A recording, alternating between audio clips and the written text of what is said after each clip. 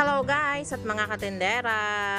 At ito na nga po ulit ang inyong lingkod. As usual, nasa bundok pa rin po at ito po ay karugtong ng aking vlog kahapon.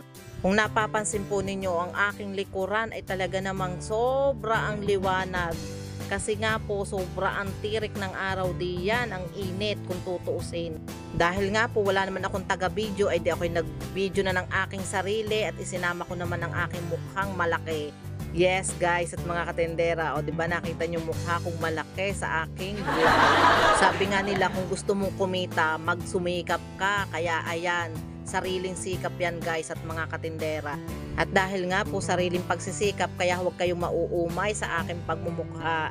Char! Wow! Talaga naman pong grabe ang init, pero mahangin po ngayon diyan sa kabundukang iyan. Kung sila ay busy sa pagtuturok ng manok, ako naman busy sa aking pagbibideo. Dahil nga wala akong kahuntahan, ay di iyan ang ginawa ko. Aba, kinausap ko itong manok na ito. Siyempre, kinumusta ko naman siya. Abay, marunong naman sumagot guys at mga katendera. Sabi ko nga sa manok na yan, ayaw mo nun, magiging famous ka sa aking vlog. Pero guys at mga katendera, lilinawin ko lang, ako naman ho ay busog diyan, ako may hindi gutom. At iyan nga, sabi sa akin siguro ng manok, ako'y tigilan mo. At ako'y naiinis na sa iyo. Yan tila ako po ng manok. Yan ang isa sa namimiss ko dito sa aming bahay. Kasi dati po talaga pagkakaumaga, pag sa ingay ng aking palibot. Kasi nga noon, may farm din naman kami ditong maliit. At syempre, ang asawa ko ay nag-alaga din naman ng mga manok na pangnabong niya. Ako na may natutuwa dito sa manok na ito at hindi naman matapang, hindi naman siya anong tawag ba doon, nanunuka. So fast forward, alis muna tayo sa hayop, dito naman tayo sa tao. At yan na nga po, fast forward again, ang akin pong hiningin kay Nito. In English, star apple. Wow, diba sosyal? Yung isa sa mga bantay dito sa farm, abay nakita namin nangunguha na pala ng kay Nito. Sabi ko sayang, hindi ko na videohan, akala ko siya'y aakyat eh.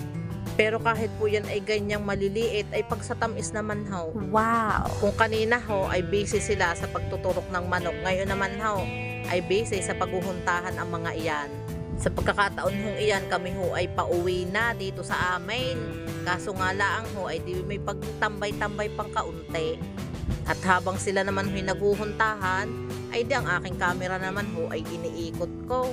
At iyan ho yung mga ginagawa nilang iyan ay isa din yata ho sa pag-aanuhan ng manok. Basta yun na ho yun. Hindi ko ho alam kung anong tawag diyan eh.